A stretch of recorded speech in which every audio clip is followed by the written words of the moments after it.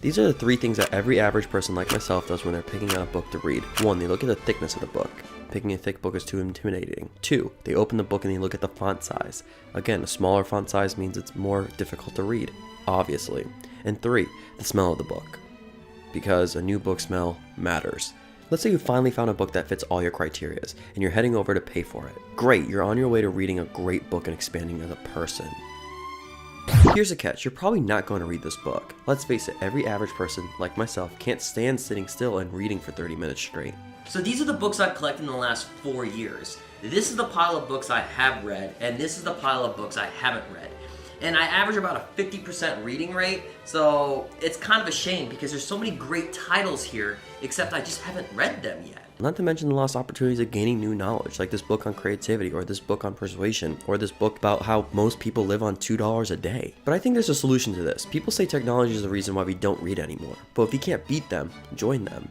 Let's say we use our beloved technology to replace everything we listen to with audiobooks, and let's slap 30 days on the clock to get the full benefits. Because this is what I know, if I don't fix my content consumption, the books I read will pile up because I'm not reading them, and my brain will slowly rot away, and I'll only know the things I know from school, and that's not okay with me.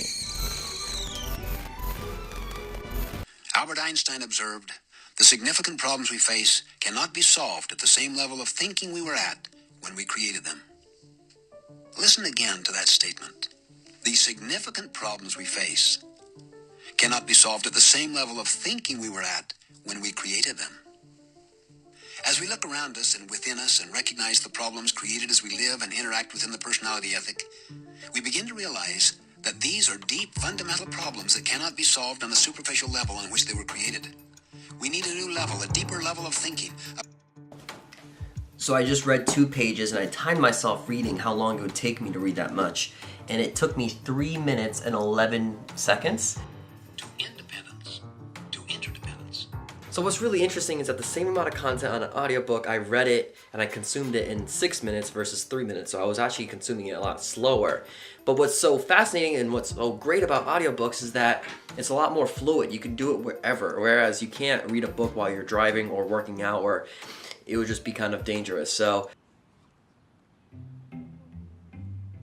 everyone can relate to this, going into an English classroom back in high school and being assigned to read a book, and you were forced to read a certain amount of pages every single night. Whether it was The Great Gatsby, The Catcher in the Rye, To Kill a Mockingbird, or 1984. Don't get me wrong, these are great books, but if you're forced to read them every single night, your passion for reading kind of fades. And that's exactly what happened to me. I hated reading. I hated being told what to do. And I think everyone can relate to that. See, audiobooks, on the other hand, gives you more fluidity. You know what I mean? Like, that means you can actually read and consume a book wherever you are. So that means when you're driving in the car, or when you're waiting in line, or when you're working out, you can read and consume anywhere, which is what makes it really exciting. In the last 30 days, I've been able to finish 3 audiobooks: Becoming, Shoe Dog, and The Subtle Art of Not Giving. All 3 books I was able to finish in 34 hours, which makes a lot of sense since I drive about 30 minutes every single day, work out for 45 minutes every single day. So at the end of the month, I have about 37 hours to listen to audiobooks, so it makes sense.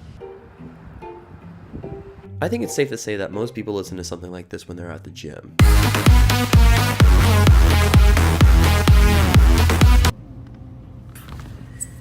Alright, now let's rewind all of that, but with audiobooks. 1969. Suddenly a whole new cast of characters was wandering in and out of the office. Rising sales enabled me to hire more and more reps. Most were ex-runners and eccentrics, as only ex-runners can be. It's different, isn't it? I know what you're thinking. That's impossible. That's crazy, Herschel. See, there's a reason why I love listening to audiobooks instead of music when I'm working out, and it has to do with mental toughness. Because anyone can get pumped up listening to some like hip hop or some rap when you're lifting heavy weights, but when it comes to listening to audiobooks when you're doing that, you gotta dig a little bit deeper, which makes it a little more fun.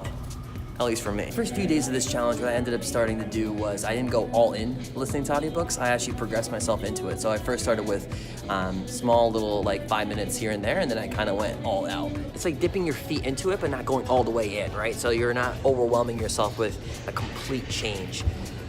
You get what I'm saying? And after a few days, I added audiobooks in between my rest periods when I was doing my exercises. My last tip is Never listen to audiobooks when you're doing cardio. I promise you, you're gonna hate your life. So I was actually punching in the numbers, and I realized if you work out 3 times a week, and you work out for about 45 minutes, and you just listen to an audiobook during your warm-ups and during your rest in between your exercise, you would actually be able to hit about 30 minutes of reading or consuming a book every time you go exercise. After a month, that means you would have probably read about 50% of a book just from the simple breaks in between an exercise and warm-ups. That's pretty solid. Now you might be asking the question, how are you going to retain all this information? Or are you just reading all these books just to show off? And that's a really good question. Personally for me, I've asked the question why? Why am I doing this in the first place? Because asking that question and answering that question can really help you pick books that resonate with you in the moment. And that allows you to actually pick up books that kind of revolve around an idea or a concept that you're trying to apply into your life. And that's a really good point here. Picking a book that you can apply to your life immediately, which has really kept me motivated to do this whole thing to begin with. Put a bow tie on this whole challenge, we need to look at this concept of paradigms. There's a great example in the 7 Habits of Highly Effective People of this optical illusion. Depending on how you're primed and how you look at life, you're either going to see a young woman or an old lady. The whole point of this example is to showcase that depending on your mental framework and how you were primed in the past is how you're going to look at your current reality. And that's how I view reading. For the longest time I had this paradigm of books are bad. They're boring, they're annoying because of this reality I had when I was in school. But the moment I shifted that mindset to being like, hey, you know what? I can pick up a book for entertainment, for value, for learning. And if I don't like it, I can just drop it. I can move on to another one. And I won't feel bad about it. In the past 30 days, the biggest shift I've had with audiobooks is kind of seeing it like music. I can listen to these books whenever I want. And I also don't have to at the same time because there's no pressure. Now that I listen to audiobooks pretty much on a consistent basis, I find myself picking up more physical books at the same time. There's always a book in my nightstand I'm reading before I go to sleep. It's been one of those great byproducts of listening to audiobooks. And I have this mindset now of just reading for the sake of reading, which has been really amazing. Hey guys, I hope you guys enjoy this video. I really hope you guys take on this challenge in some fashion because listening to audiobooks has fundamentally changed the way I kind of look at life, and it's been really great. And I wanted to also mention that I just got my first patron on my Patreon page, which I'm super excited about. And I wanted to kind of extend that over to you guys as well. The link will be below.